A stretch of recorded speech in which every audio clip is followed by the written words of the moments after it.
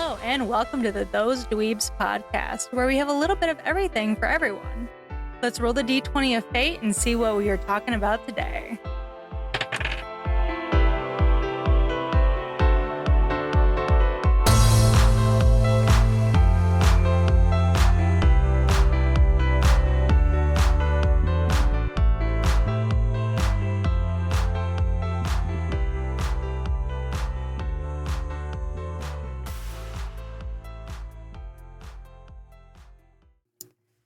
Hi guys, and welcome to 2025 and the first episode of 2025.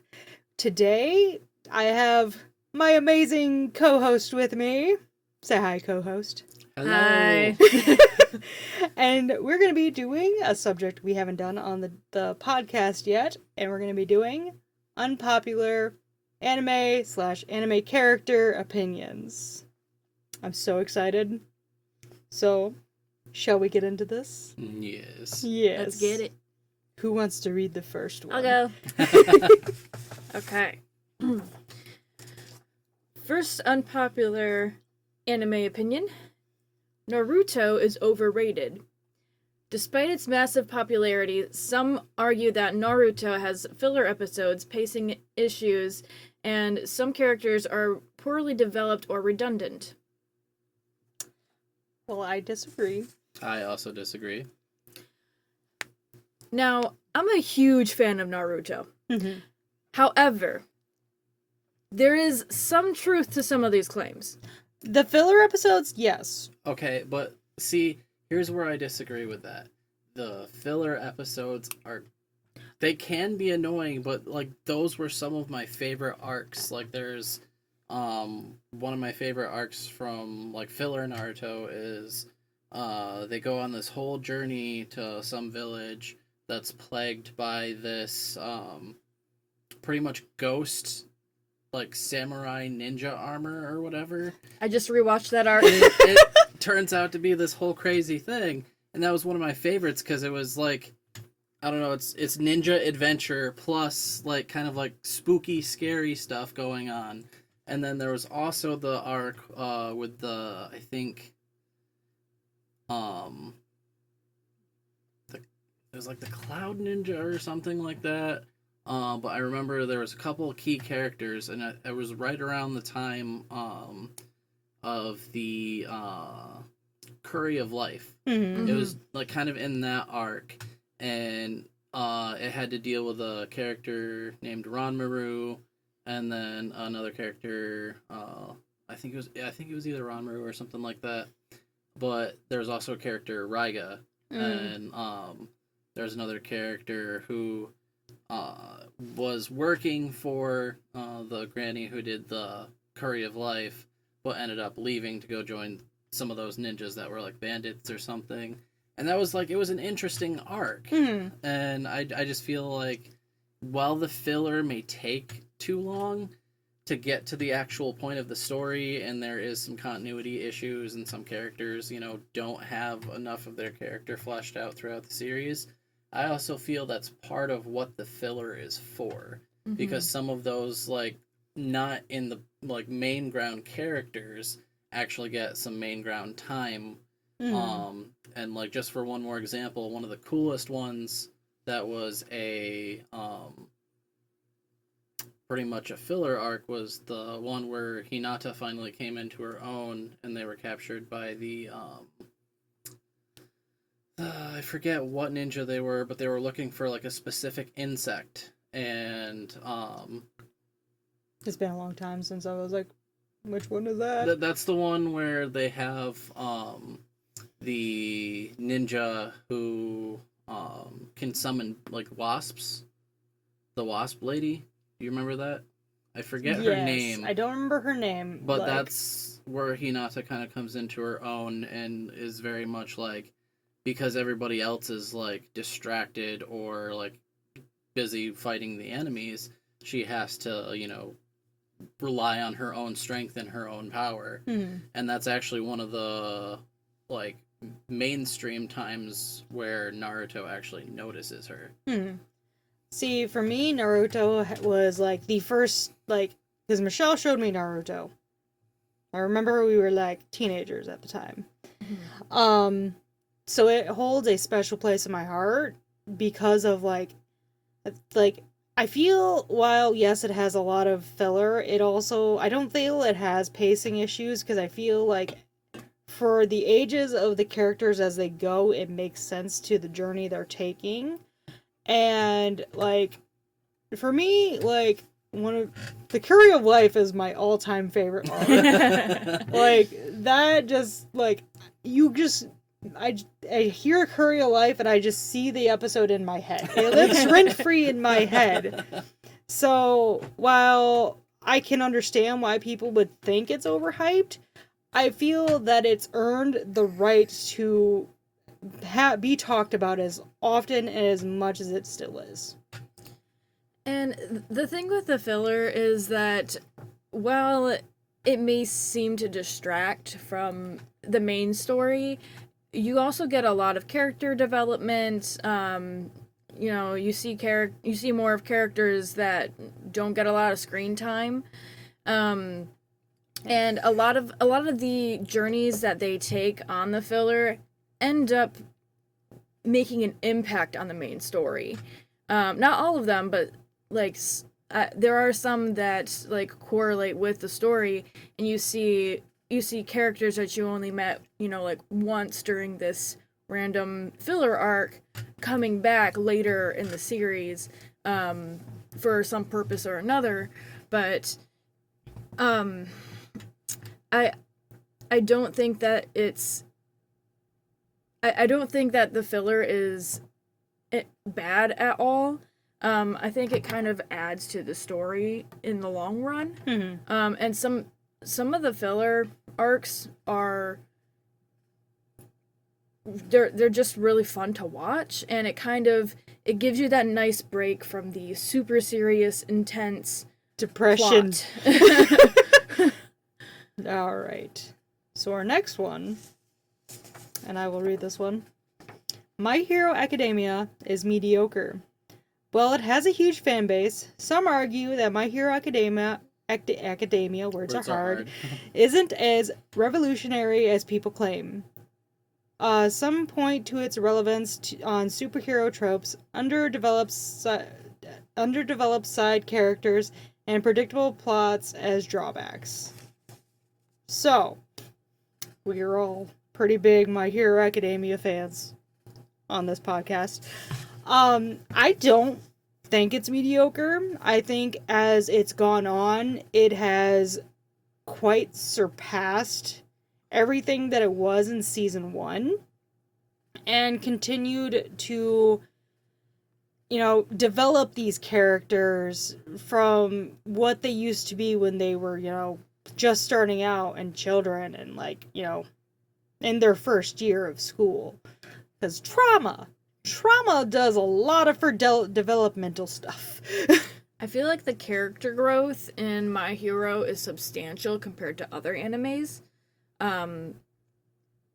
It's just like the further you go into the series, like you see how much like personality growth there is, how much like power growth there is for the characters. And I feel like that's something you don't necessarily see in other animes. That's fair. Like Bakugo is one that's talked about a lot. Yeah. Dude goes from like grade A bully to like actual genuine like feeling human being. I'm gonna try to like not put any spoilers in here, but he get better. He get a lot better.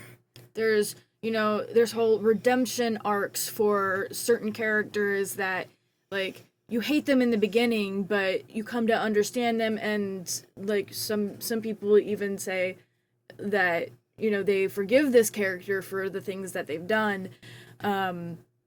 I won't say anything specifically, but like Endeavor is one of those characters.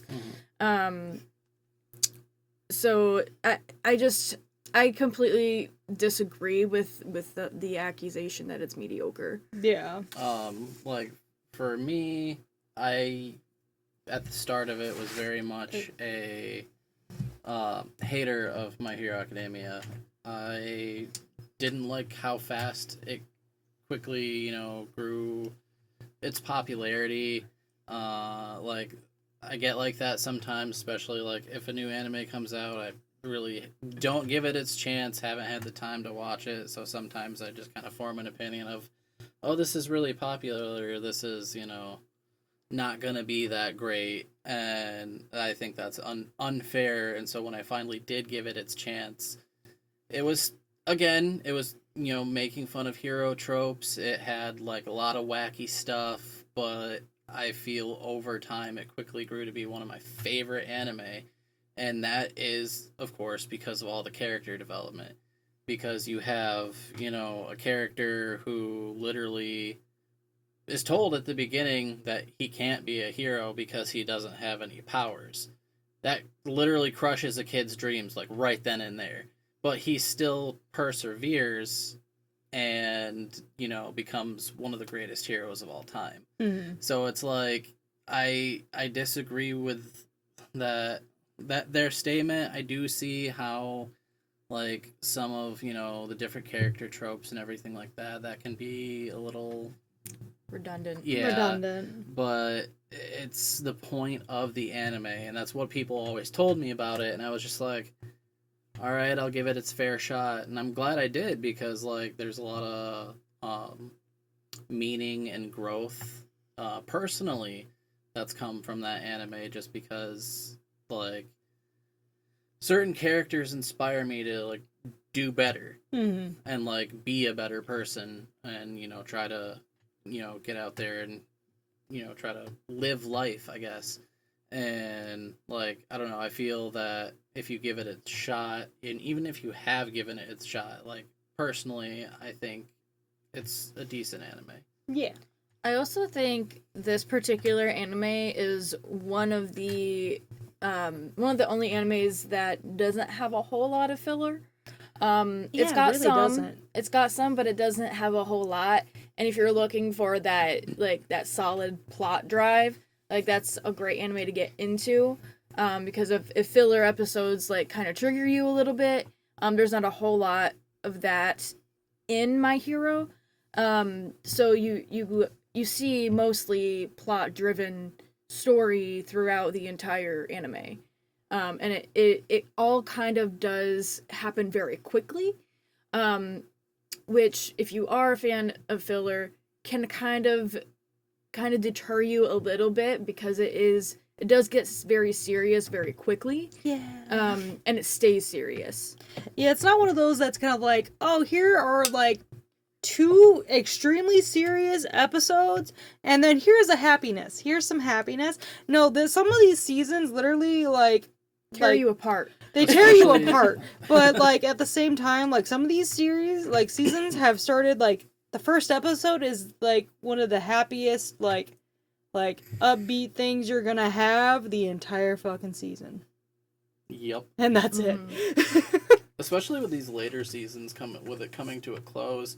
Like, I don't know, they hit with that first episode, and then they start off with crazy in your face, and then it just stays crazy in your face the whole season. It's like rapid fire. Yeah. Like you're taking a hit every single episode. Crying. All right, the next one. All right. Next one we have the big 3 aren't that great. The big 3, Naruto, Bleach, and One Piece, are often considered the pillars of anime, but many feel that newer anime shows have surpassed them in terms of storytelling, animation quality, and character depth. I highly disagree with this one. I also disagree with this one. And simply for the fact that, like, at least 2 of those for me were, like, anime I very much got into, like, between my transition to middle school to high school to, like, when I started getting into more anime. Technically, you can say my first anime dated way back to, like, the 80s, with, growing up with my parents and everything, because my mom used to watch Speed Racer. Right. And she had recordings of that, and I would watch that, and that was, like, very much, like, the character design drawn out and there would be, you know, motion, but if there was like an action scene or whatever, you just had a character face and they were making like just some almost like out of a comic book or like an old Batman style movie.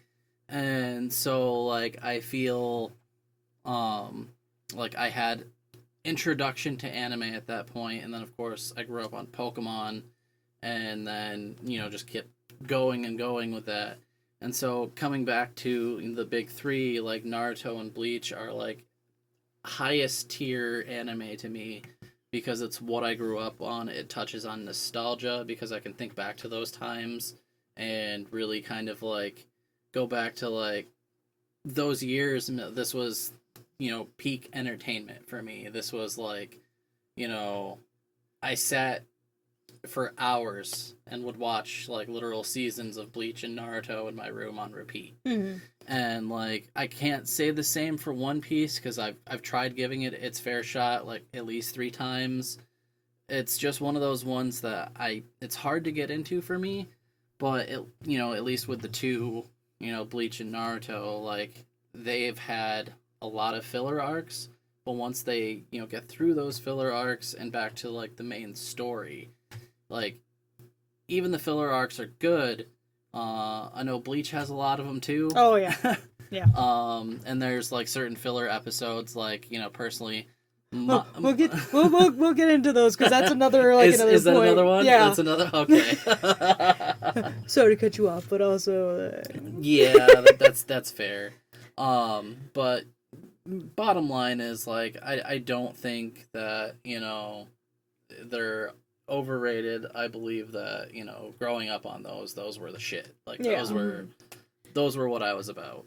There's a reason why they're the big three, honestly. Like a lot of people who got into anime, especially for our generation, those were it. Those were starter animes for us. And they really kind of brought us into the anime world and opened up our horizon, like into, you know, the anime realm. And I just think that they're the big three for many reasons. And I don't think you can really, you know, I don't think you can really say that they're not. So, the one point I will agree with on this whole, like, thing is the anime, like, there are newer animes that have better animation today. Yes, you are correct, but here's the thing. We watched, as from season 1 to shows that Naruto has Naruto Shippuden, Boruto. Bleach has all of its seasons, and then it has the newest, you know, 1,000-Year Blood War. And then, you know, One Piece has all the years worth of, you know, arcs and, you know, seasons that it does. And it got a remake just recently. We watched our animes come from some of, like, the lowest quality animation to fucking chef's kiss. Chef's kiss. Words are hard. Words are hard. Like, we watched it go from, like, point A to point Z and saw how beautiful it could become. Some of these newer animes, that's it for them. Like, they started as amazing animation, and I'm not taking away from any of them. Like, each one of them is, you know, good in their own right, but where do you go from there if your quality is already amazing? You've also got to think of the times that these animes, you know, came out, and the animation industry at the time was not as well rounded as it is now. So of course, you know, newer animes are going to have better animation, but here's the thing. Back then, when we all got into these animes, these top 3, that was top peak animation for its time. And we saw the evolution of these animes in the animation styles throughout the years, and the progression that these big 3 have gotten. Yeah. All right. Kicking off with number 4. Death Note is overhyped. Death Note is often hailed as a masterpiece, but some argue that its story becomes repetitive and overly reliant on mind games without enough substance, and that the ending feels unsatisfying. So, I will preface this as I mostly watch anime and don't read the manga. Death Note was not the case for that. And while the anime doesn't go into as much as the manga does, I think, honestly, that it is the mind games and the mind games that drive it. But it also has a lot of substance to it. And for the ending that it has, it makes complete sense that that is the way that it went. I don't believe it's overhyped. If you want a dark anime that, doesn't isn't going to completely 100% turn your stomach, that's honestly the way to go. I believe for what it is and the time it came out, that it earned its place and why it's so, talked about always. Do I think it's a masterpiece? No. I don't think it's a masterpiece. I think it is a very good and interesting anime for what it is. Personally, I remember watching it when I was younger, but I could only, catch episodes here and there because when I grew up, we didn't have cable or anything like that, so a lot of stuff I would either watch that was recorded for me or just stuff that I caught when I was over at a friend's house. When I finally was able to watch all of Death Note, it does have its moments where it can be kind of confusing, and it does focus a lot on the mind games. But where you said, that's almost kind of the entirety of what the point is, especially when it comes down to Light and becoming Kira and trying to hold that same composure all the time, especially when being in the room with L and trying to fool everybody.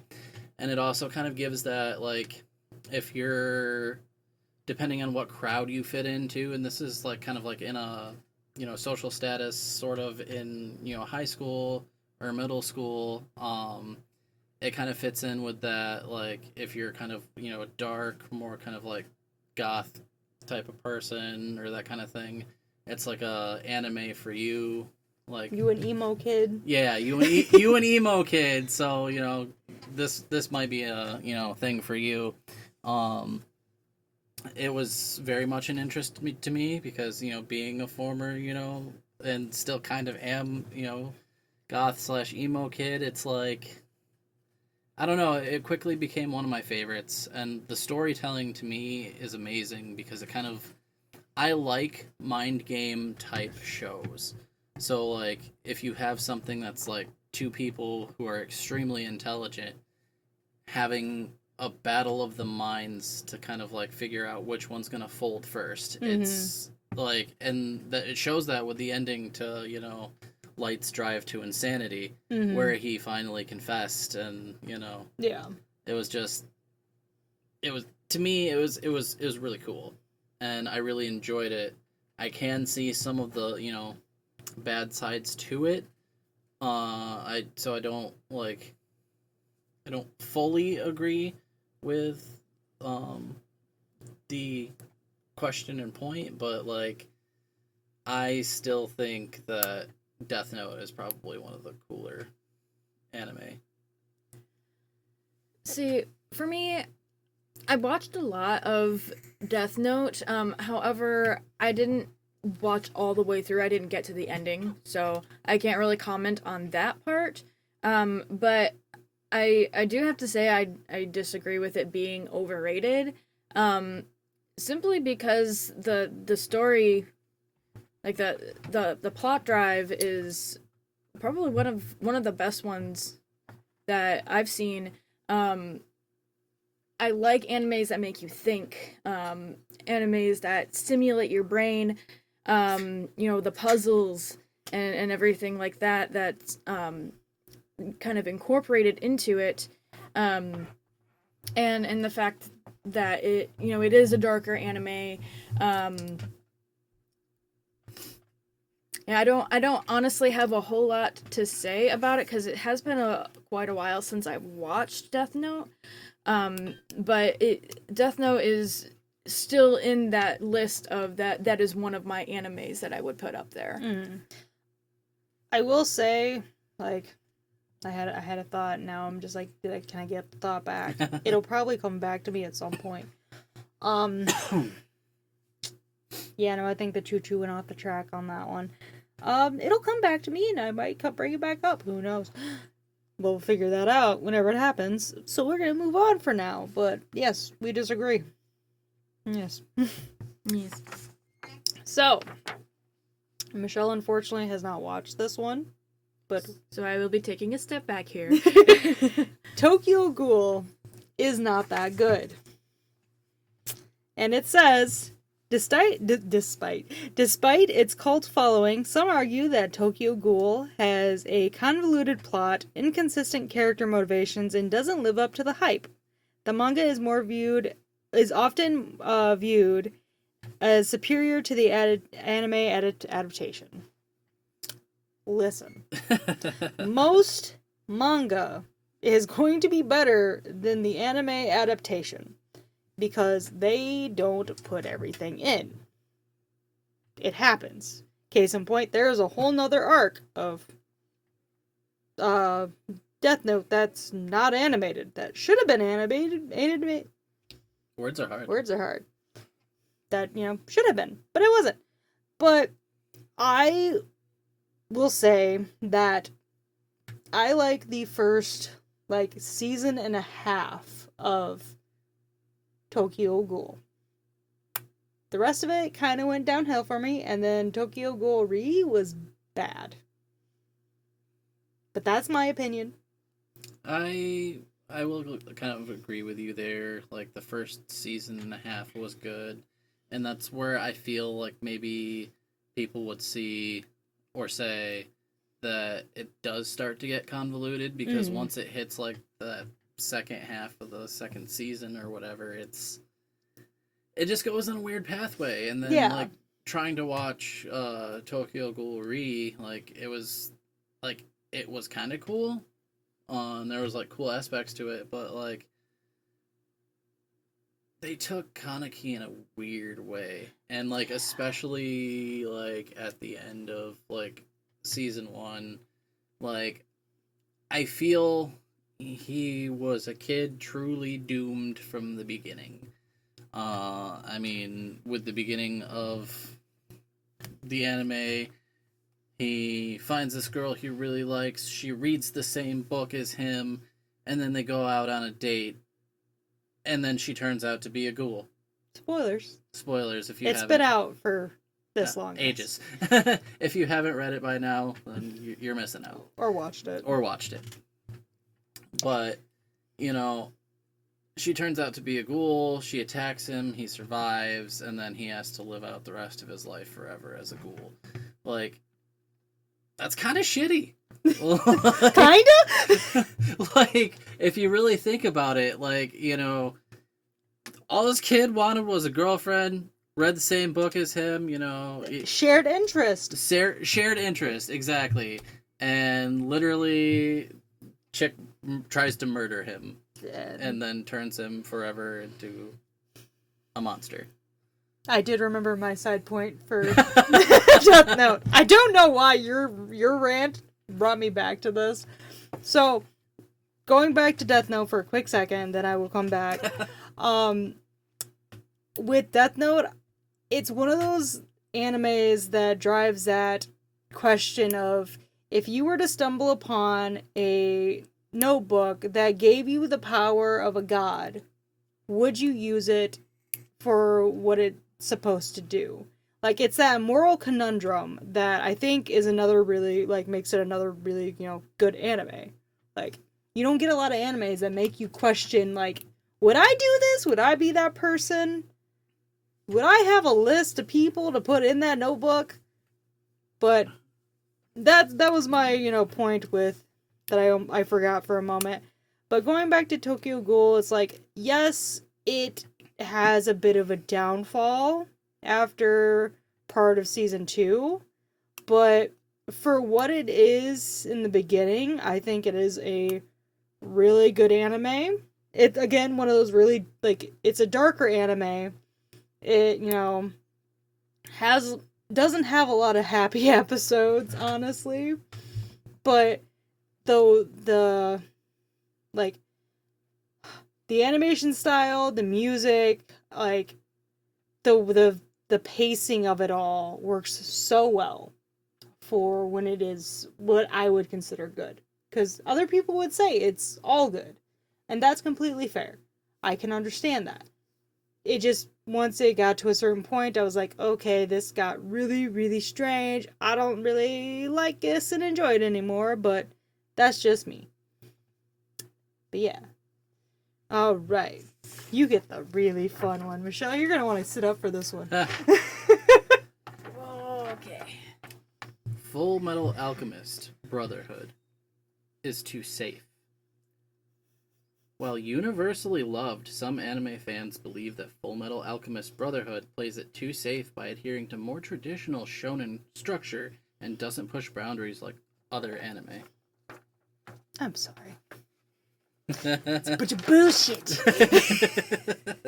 Listen, first off, Brotherhood over the original every single day. Gonna just get on my soapbox here. This anime not only drives religious points, it drives moral points, political points.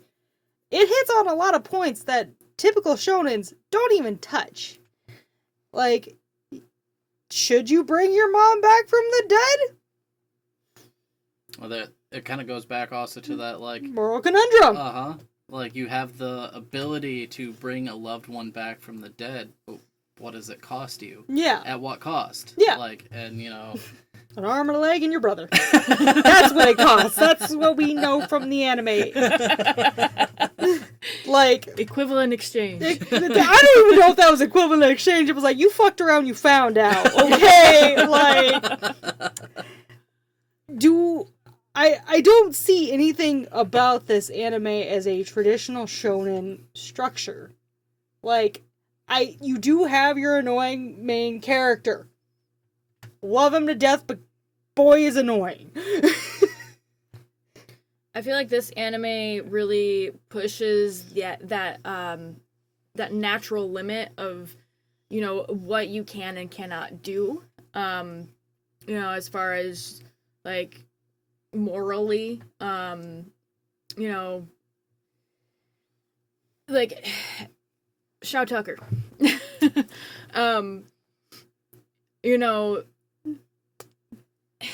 Which we will also get into in the character one of, like, one of the other characters. But continue. I don't want to give too much away. But, yeah, no, I was just saying that, like, this anime really, like, it kind of pushes you past that point of, like, what are you willing to do to get the results you're looking for?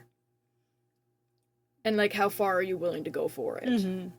It's also one of the few animes I know that, like, you venture away from Ed and Al and their story to actually focus on, like, some of the side characters. Like, you don't see a lot of shonens doing that. Like, typically it's like, here is this main character, we follow him every single day, and he never changes his outfit. Usually when that happens in a shonen, that's typically the filler episodes that you're seeing, with some of those side characters. But those filler, a lot of those filler episodes, aside from, like, Naruto, don't necessarily have a whole lot to do with the main plot. Whereas in Full Metal, like, all the side characters are important to the main plot.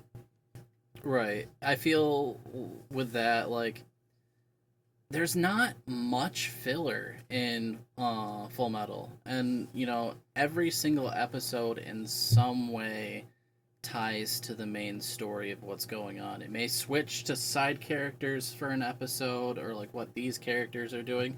And there's even, you know, a point in time where, like, you know, the two main characters, Ed and Al, they end up split up from one another, and so it has to follow both accounts of like what they get into. And both of them get into like completely different like side stories of shenanigans. Yeah. And like that causes them to form bonds with like other people and gain more allies, or like people, you know, that they can depend on, and not just, you know, have to depend on themselves all the time, which is pretty much what they've had to do since, you know, They were children? since they were children. I mean, they had their mother to depend on, but once, you know, stuff went awry and, you know, the whole shebang with that, it really kind of shows their drive. It shows their determination. And I feel that,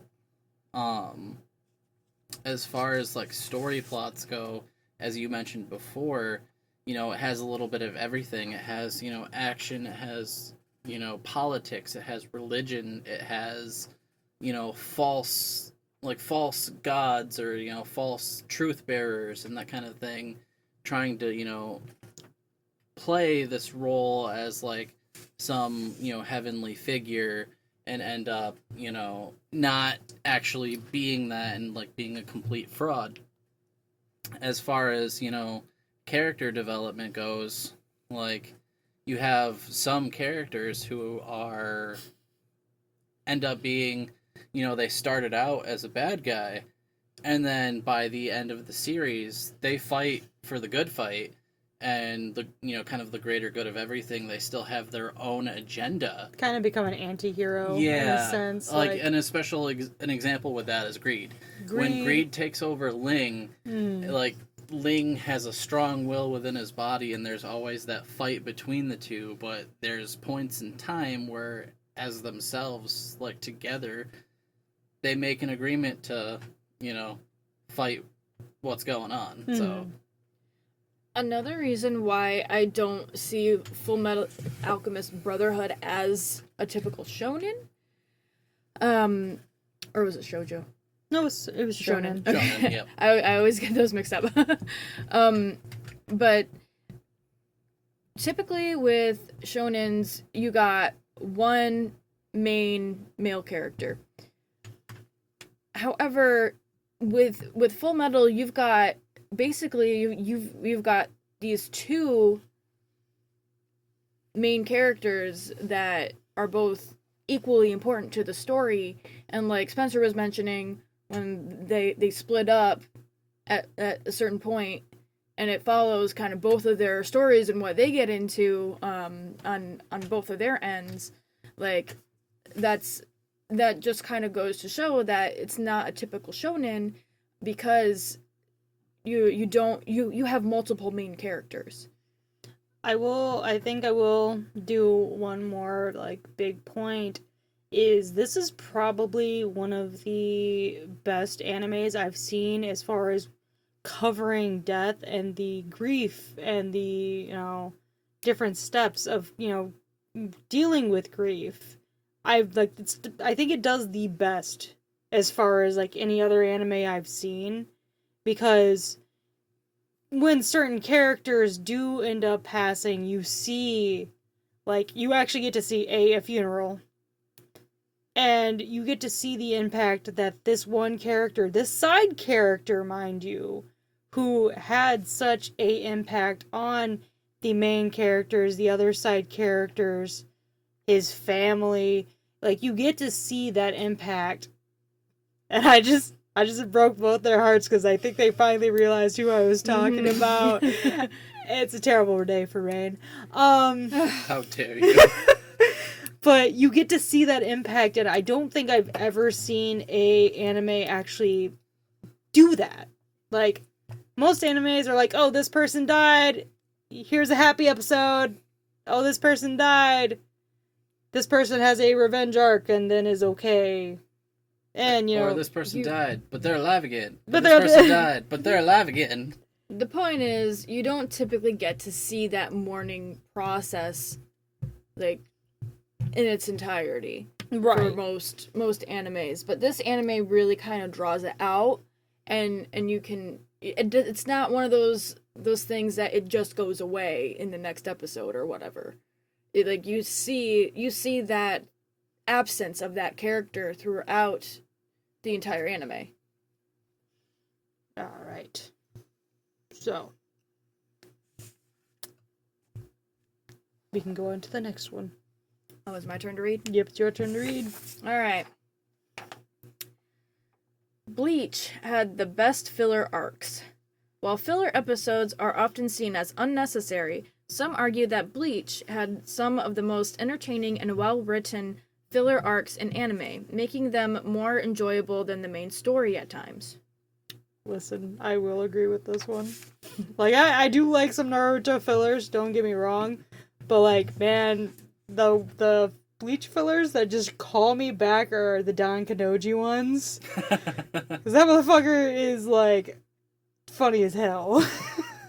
Those are episodes, though. That's filler. It's filler. But it's not a filler arc. Well, it's not really necessarily arc, but okay, but... But, I yeah. mean, I get what you're saying, because, like, I always wanted to skip over the Don Kanoji episodes, and you always want to watch them. They're funny. That show gets too serious. Sometimes I need funny. Yes. But I don't know. He was just such a silly character for me. Like, I think a lot of times they would put it in at the most unopportune moment in the story. So that's why, like, I always got frustrated with them. They're like, hey, you know this really serious moment we were having? Here's a Don Kanoji episode. Uh-huh. You're like, And that's exactly how I feel about that. But as far as the filler arcs go, like, you know, I've watched a few of them, and, you know, like, some of them are really cool. One of the most, like, I think, hated one, I would say, is the Mount arc, and, like, that one was alright. Then there was, like, the Waco Mundo arc, and various other ones, and I'm just like, they are pretty decent. Like, each, you know, having their own kind of, like, story-driven kind of plot going on. It, you know, kind of, like, showed different ways, and it, like, taught about different characters, too. That's another thing that I like about that, is because it showed, like, growth in other characters, as well as not only, you know, Ichigo, like, because... Ichigo and crew. Yeah, Ichigo and crew. Yeah. But I will agree with that one, because, I mean, Bleach did have some pretty spot-on filler arcs. Alright. I'm gonna have to take it. I'm gonna read the question and the little thing, but I'm gonna have to take a step back because I've never seen the anime being compared. So, Black Clover is a better shonen than Naruto. Many people dismiss Black Clover as a Naruto clone, but others believe it surpasses Naruto in terms of character growth, pacing, and action, and that it deserves more recognition than it gets. So, here's the thing. Well, I love Black Clover. I will have to disagree with this one because Naruto, while the pacing may be a little slower for his character development, I could not connect as well with why can't I think of his name? Asta.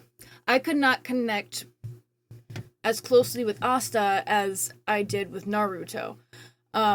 And maybe that's because of the pacing, honestly. Because with this anime, it kind of goes a little faster. It doesn't necessarily go as in depth to, like, his soul and, like, who he is on the inside. It kind of shows more of like that power progression, the his drive and everything like that. Like there are very similar things in comparison for those two characters. I did see a lot of Naruto in Asta, but I think for me he was just a little paler in comparison to Naruto, just because of the heart, like Naruto has a very special place in my heart, mainly because that was the anime that got me into anime. And he was that first main character that really made a hard impact on me. And kind of like going through Black Clover, while I really enjoy it, I just think it pales in comparison to that connection that I have with Naruto.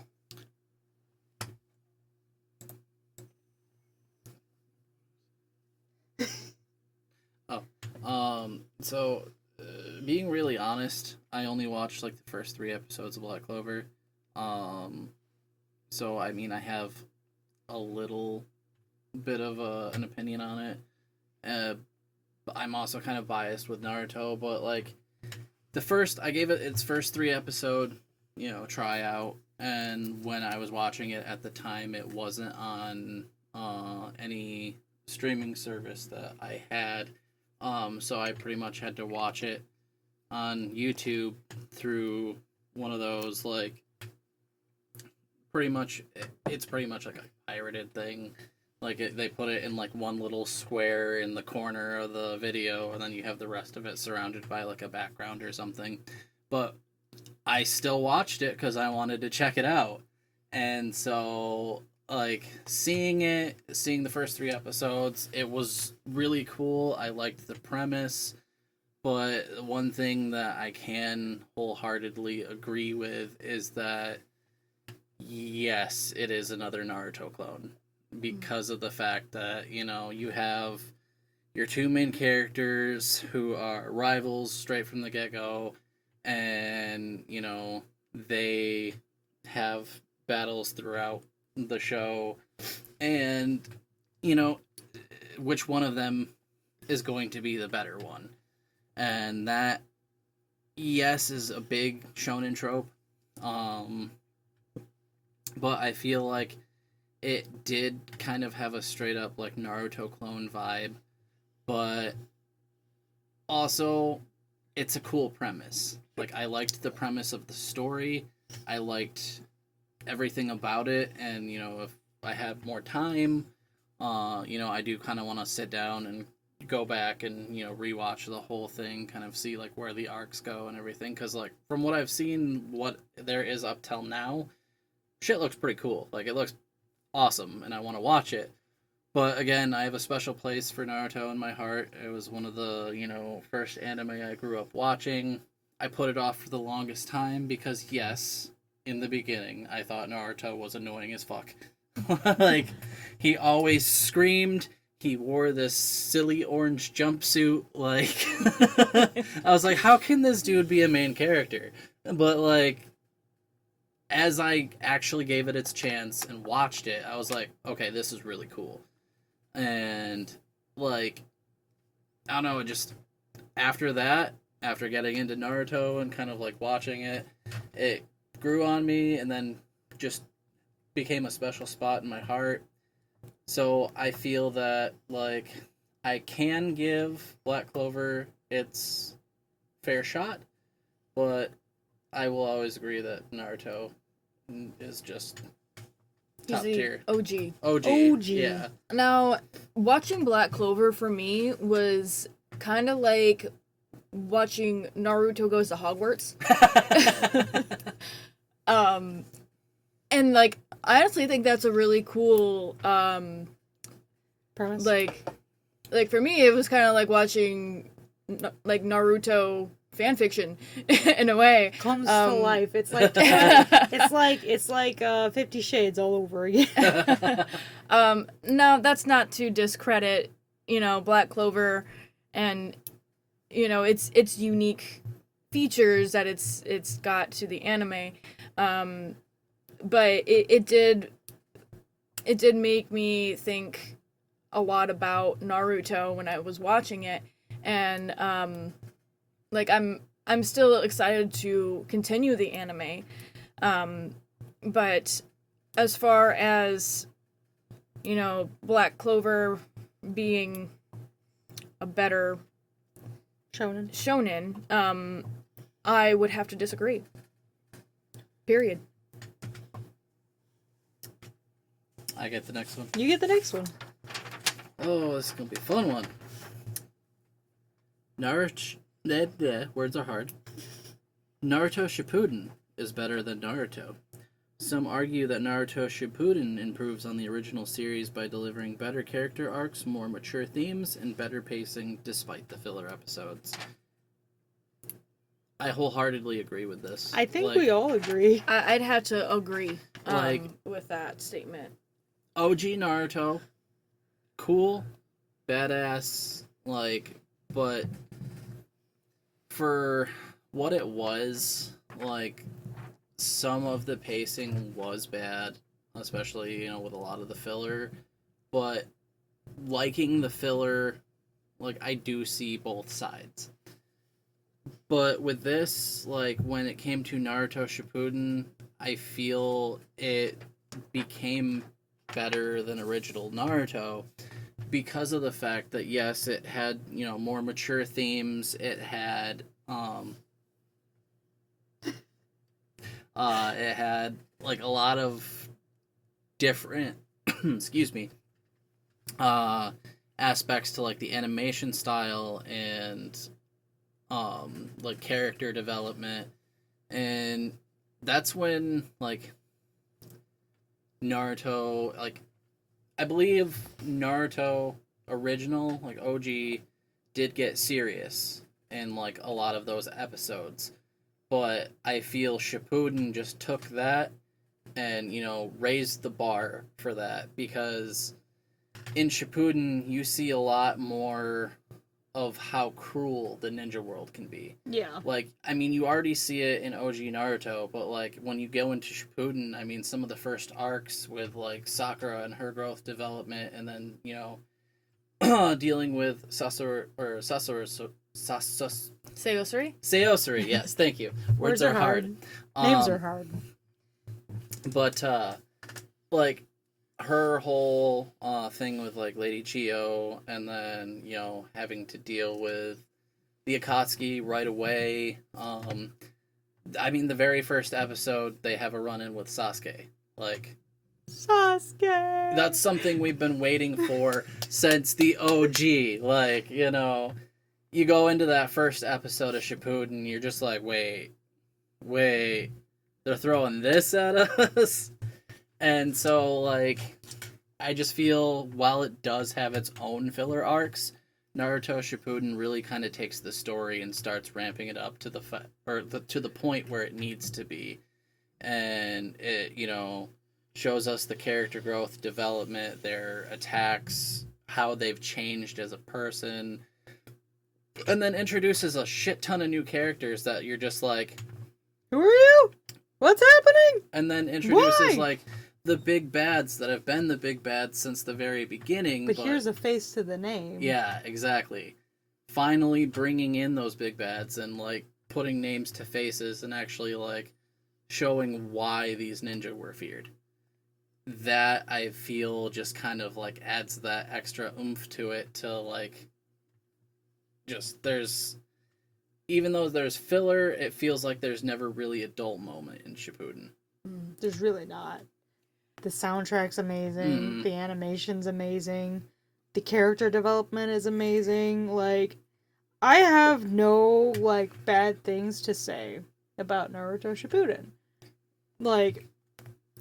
It's beautifully done, and it just...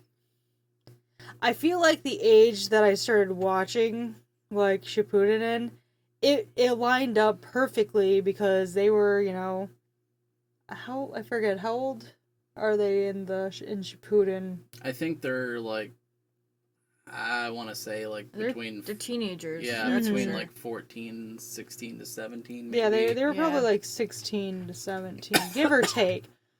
It's been a minute, but like I feel because that's around like when we started watching Shippuden, and I'm like, wow, I understand that because I am the same age. Let's trauma bond here. I feel like Shippuden really like starts off by tying up a lot of loose ends. Mm-hmm. You see mad character growth, and you come to see that it's a little more plot driven. There's not as much filler in it, which is what a lot of people complain about in the original series. And I feel like the filler's a little more tasteful in Shippuden. Like even the smaller amount that is in it. And I just feel like it gets very serious all the way up until the end. And the ending is like... It kind of... There's some mind games in there, like there's everything with oh gosh, what is Big Bad's name? Madara, Obito, and just everything that happens there, and major character deaths, that kind of thing, and it's just a really well done anime. Yeah. All right. Boom. Okay. So I didn't fully watch this one in its entirety either, but I can comment on it to the best of my ability. Attack on Titan went downhill after season 1. While Attack on Titan received critical acclaim for its first season, some feel that the later seasons lose momentum and suffer from confusing political intrigue and inconsistent character development. So, I have not watched the final season. I think I haven't watched like the final season and a half. I will say that. But what I will say is it took me 3 times to fully 100% watch season 1. Like I kept starting it, and then I was able to move past season 1. But that series amps up from season 1. Like it takes everything from season 1, drives on it, and then goes like 20 billion fold. And the like amount of like, yes, it has a lot of political likeness to it, but I feel like where they place the political moments fits where it needs to be. And the character development, it's a fast-paced anime, I will say that. So like maybe the character development might seem inconsistent, but at the same time I feel like it also, given the world they live in, it fits better than some other anime that have fast plot points and character developments. Honestly, like everything after season 1 has become like some of my favorite like parts of anime. Like I some of like the way words are hard. Like where it's gone got a little strange to where I'm at right now, but given the time period that they're in, it makes sense. Give it its chance. Your point. I mean, I've only really watched like the first 2 seasons. I don't think I didn't really get too far into season 3. But I mean, from what I can remember, season 1 it kind of it's kind of like laying the groundwork, in my opinion, to what comes in season 2. World building. Yes. So like I wouldn't say that it goes downhill after season 1. I honestly think it kind of amps up. Mm-hmm. And you kind of, I believe, if I remember correctly, season 2, that's when they kind of venture past the walls, right? Yes. So like shit gets wild once they go past those walls. And like I just think, without that protective wall barrier, you're kind of seeing the characters without that safety net, and where they're willing to go and what they're willing to do to survive. I kind of agree with that, and like I spot watched it like through the seasons, like kind of like as you watched it. Yeah. And so like forming an opinion from that, like to be honest, what always like threw me off for watching it was just the sheer like weirdness and like almost grotesque like figures of the Titans. Like it just weirded me out, man. Like I couldn't get into it, and like I just when I finally did give it a shot, it's like, okay, this is pretty entertaining. It has a lot of like cool action scenes, a lot of character development. Music is Yeah, music is really good. But as far as like the story just kind of goes crazy. Like I know every time I would walk in, like you'd be a couple episodes more ahead, and I'm just like, okay, what's happening? What's happening? Who's what? And it's who just, died? and as far as like the story goes, like I feel that it did have a lot of like world building in like the first season, and then like after that, after they leave the protection of the wall, that's where stuff starts getting crazy. To me it's comparable to the first couple arcs of OG Naruto, where they have their first couple like serious missions, and then they go into the Forest of Death, and then that's when shit gets crazy. And it's like it's kind of similar in that effect of in the first season they had that wall, they had that protective thing, they go outside of the wall, and then they kind of see what life is like outside of the wall. So I mean, I will give it its due credit. All right. Your Name is just a pretty movie with no substance. While Your Name was a massive hit, some viewers believe it's overhyped, with a beautiful art style and emotional appeal, but lacking depth when it comes to plot or character development. I have not watched this. Michelle, you have? I don't think... No, I haven't either. So, Michelle, take this one away. The helm is yours. So, I'm gonna disagree with that statement. Your Name, honestly, was one of my favorite anime movies of all time. And the reason being is that, like, this, like, so the main like angle of this movie is that it's a love story, and like, yes, beautiful art style, amazing emotional appeal, but the reason why this anime movie makes you feel so much is because of its plot. So like the two main characters, they're, if you haven't watched the movie, skip ahead because I'm gonna spoil, okay? The two main characters, if I'm remembering this correctly, this is like a Freaky Friday kind of situation thing going on here, where they swap bodies, but the trick is there's a time travel difference, and the plot is that he is trying to save her from like a fate that happens to her and her her hometown, and they end up, understanding each other through these mind switches, and falling in love with each other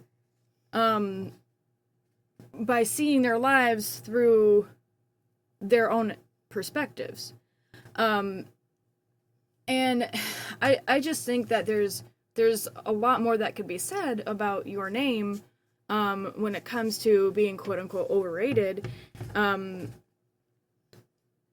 Just because it's a beautiful anime that has emotional appeal. It's a love story. That is the purpose of the movie.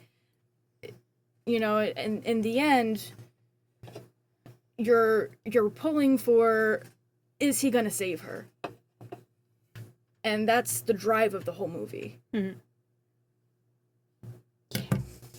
What she said.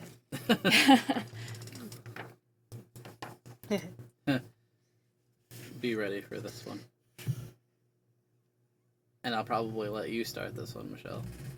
Okay. Fairy Tail is underrated. While many dismiss Fairy Tail as a generic shonen, others believe that it has strong world building, fun character interactions, and underrated emotional moments, making it worth more appreciation than it receives. I can't tell you how much I love this anime. Fairy Tail is one of my favorite all-time animes. I actually have a tattoo of the Fairy Tail Guild symbol on my body. So, I love this anime. I would wholeheartedly agree with this statement that it is indeed underrated. The angle that I do understand for people who, dislike Fairy Tail, or can't really get into it, is that, the first season is a little bit slow. The first season kind of seems like a lot like filler arc, and I can kind of agree with that angle, because the first season is more to introduce you to the characters. It does world building, that kind of thing. It kind of gets you used to the individual characters and their personality traits, and how they react in certain situations. But the further you go into the anime, if you can make it through the first season, it goes hard. There is so much creativity in this anime, and there's a lot of mind fucks in it throughout the whole thing, honestly, and it's just one that isn't talked about as much, and I think that's really disappointing as a Fairy Tail fan. I think that it deserves more credit than it's given. So, I will agree. Fairy Tail is underrated. The only things I will say that I will say is you hit the point of season 1 is kind of slow. It is very slow. Typically I would give an anime like that 3 episodes and be done with it. If she hadn't been no, keep watching, I would not have come back to it. And then I would have been disappointed because it does get so much better after season 1.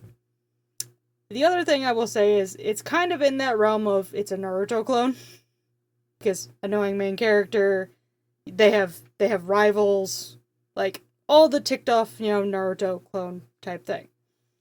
Those are the 2 things I will say. But once it does get past season 1, if you can get through that filler arc type deal of world building, and here's this character, this is their personality, it pops off so hard and gets you right in the honey nut Felios, and you just learn to love these characters. Even though I don't like one of the main characters who's supposed to be really, really, really, really a fan favorite. I don't like that character, but that's a whole nother thing. She doesn't like Happy. I don't like Happy. I think, okay, if I love Happy. Side note, Happy is an overhyped character. But disagree wholeheartedly. Wholeheartedly, you can disagree. But that's just my opinion. And that's fine. You're entitled to be wrong. No. We'll save those battles for the next episode. Yes. But we do have like a few more of the we do have a few more animes to hit on, but given the amount of time it has been, we are probably going to have to do a part 2 where it's the unpopular anime character opinion. And oh boy, is that one going to pop off. But continue with your opinion of Fairy Tail. So I was kind of in the same boat. Like, I originally didn't really give Fairy Tail its fair shot. There was a couple of times where we tried to start it and just didn't. And then, Michelle kept on us like, you just gotta get through season 1. It gets better after season 1. And so, like, we started watching it more, and I will agree, like, season 1 is a slow burn, like a really slow burn. But after that, like, it got so much better. And, like, I don't mind a slow burn, especially when it comes to world building. I can kind of understand that. It takes time to tell a story. And at the time when Fairy Tail began, like, they were, world building. And, like, who knew it was going to go on for, so many odd, 100 episodes. Mm-hmm. And, same could be said for Naruto, same could be said for DBZ, Same could be said One for Piece. Bleach, like... You never know how long an anime is going to last when it comes out. And, the fact that these anime held on for so long and, came out with all of these episodes, shows a true dedication from both artist and the fandom. Mm-hmm. And, I believe Fairy Tail is one of those anime. And, like, it's got, your, basic shonen tropes, but also, like, has a lot of character development, a lot of, like, throw you for a loop, like, what the hell? What is that? And it does hit you in the Honey Nut Filios. I remember a couple particular episodes that really hit me hard. They were crying. Yeah. I was bawling. And I was crying again. And again. And again. But, Fairy Tail is underrated. I would like to see more people Hype it up. And, just one more thing that I'll add to this before we get on to the next topic. Happy is king. No, he's not. Yes, he is. No, he's not. There are better little characters like him. All the other cats, better than him. Cooler than him. We all hail King Happy. All hail King Happy. I'm an island. I'm by myself on this one. I will die on this hill. Indeed. Do you want me to read this one, since you're the only one who has actually, like, watched this? Honestly, we can skip that one. Okay. So we're skipping that one. For time purposes. Okay. You get that one, then. Okay. JoJo's Bizarre Adventure is too weird for its own good. While JoJo's has an enormous fan base, some viewers find its outlandish art style, bizarre powers, and quirky storytelling a bit too weird to follow, dismissing it as style over substance. Well, I will say, I think probably out of everyone, I think I've probably given this anime more episodes that I watched comparatively. I agree. I don't necessarily hate the art style, because it's kind of like I enjoy it for its uniqueness.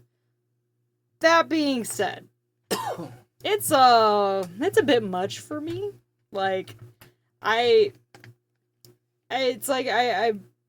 could get into it a little bit, and then, like, they, like, took left turns every which way, and I just couldn't stick with it, unfortunately.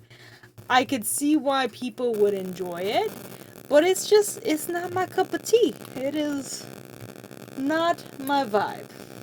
I can agree with that. Like, from what I've seen, it does have a rather weird art style and can be kind of, hard to follow and everything like that. But one thing about JoJo, like, some of it is, like, it just became a giant meme. Like, Yeah. it became, like, a giant meme base with the whole community. And that's fine. Like, it's cool. Like, it became a meme. It's immortalized. But, like, also, like, I just see it as a meme anime because of all the memes. So, like, Memes.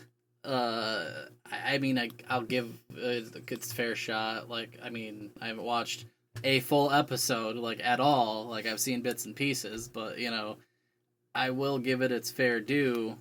But the art style is one of those things that, like, I do have sort of a bit of a problem with. Like, it's obscure, which I like obscure anime and, like, stuff that has weird art style, but I just can't get down with it. Like, it's not my vibe. I'll kind of agree. JoJo's, like, I've just never really had an interest in it, to be honest with you. Sorry to break the hearts of the fan base, but,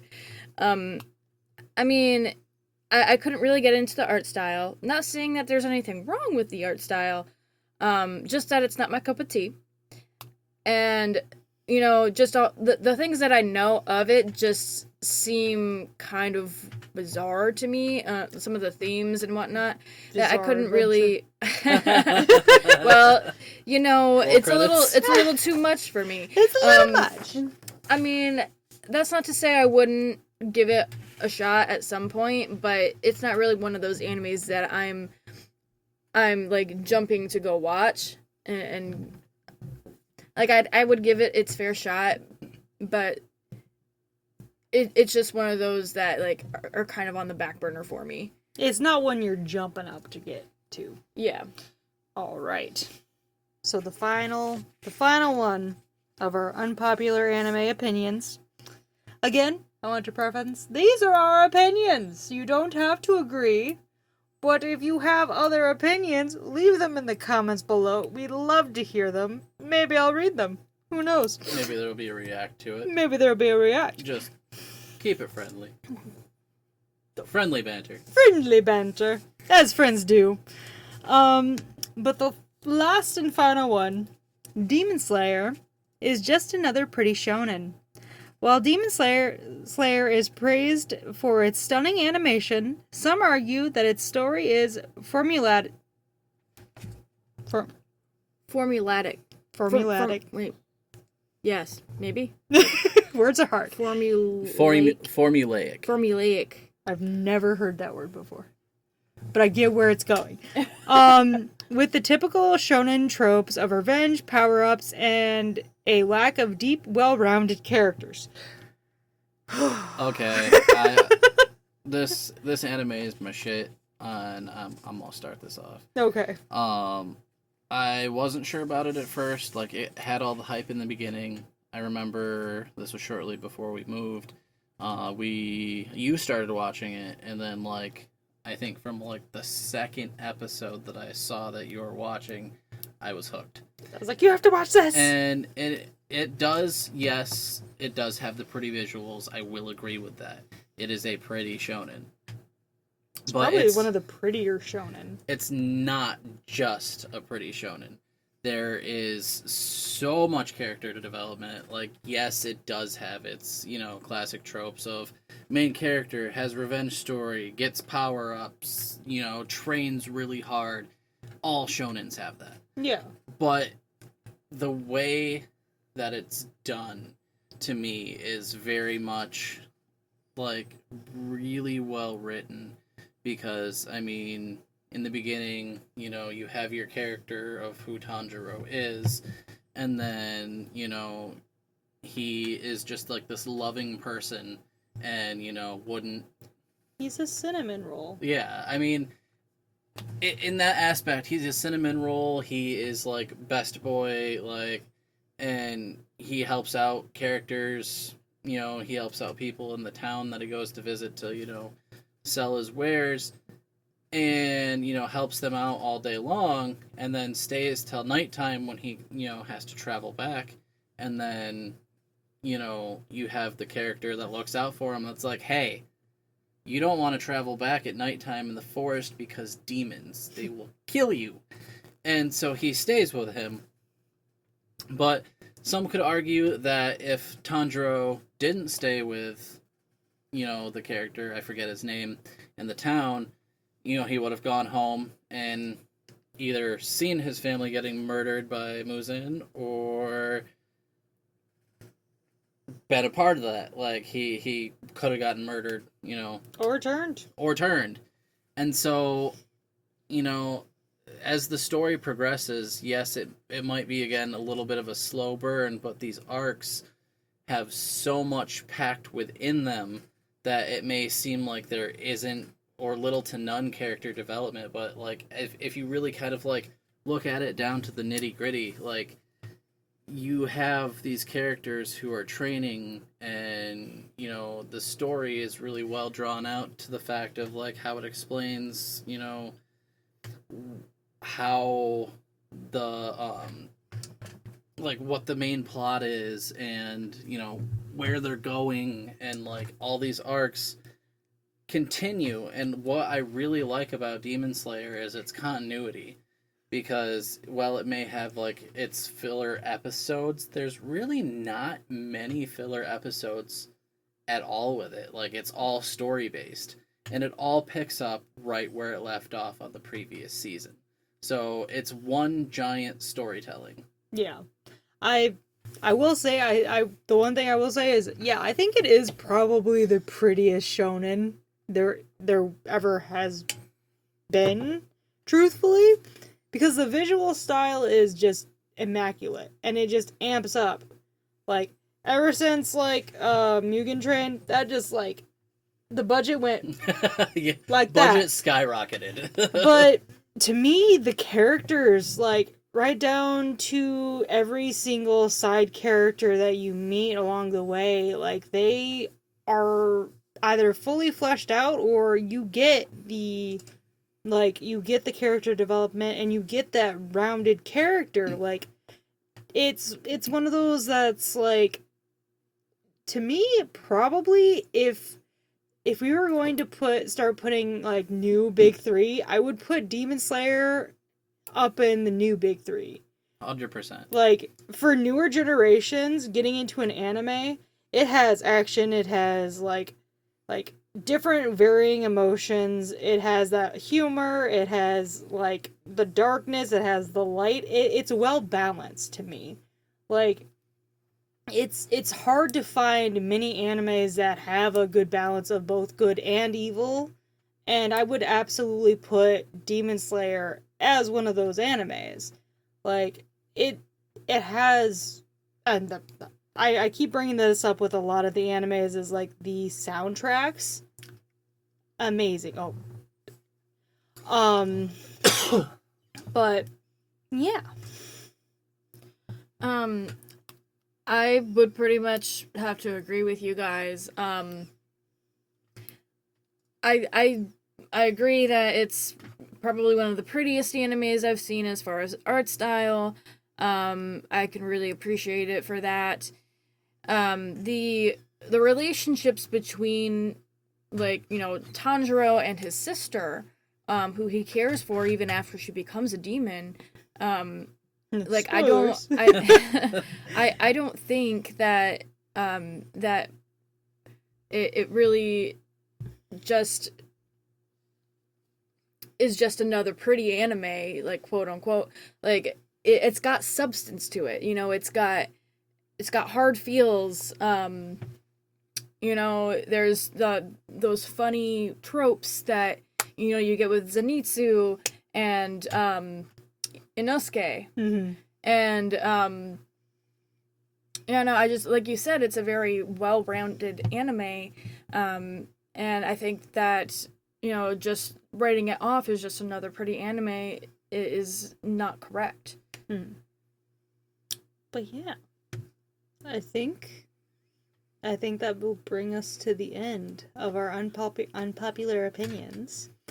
If you have any varying opinions, please let us know down below. I'm actually very curious to what everyone else thinks about this. This was a different style than we've done before. It's a little on the longer side as far as episodes go. But there will be a part 2 with the anime characters. Don't worry. I do want to disclaim that we are not necessarily experts on any of these animes. No, but... we've watched through these animes. Some of us have only watched through certain points of these animes. And these are just our opinions up to what we've watched, what we can remember of these animes. So don't come for us. Agreed. But as far as she says we're not experts at this, but these are our varying opinions. These are shows that some of them we've grew up with since we were kids. So I feel into our 30s. Yes, we are into our 30s. But with that, I think we will draw to a close. Thank you all so very, very much for listening. I can't wait to cover various topics in 2025, and I hope you come along for this adventure with us. And we'll see you guys in the next episode. All right. Bye, guys. Bye.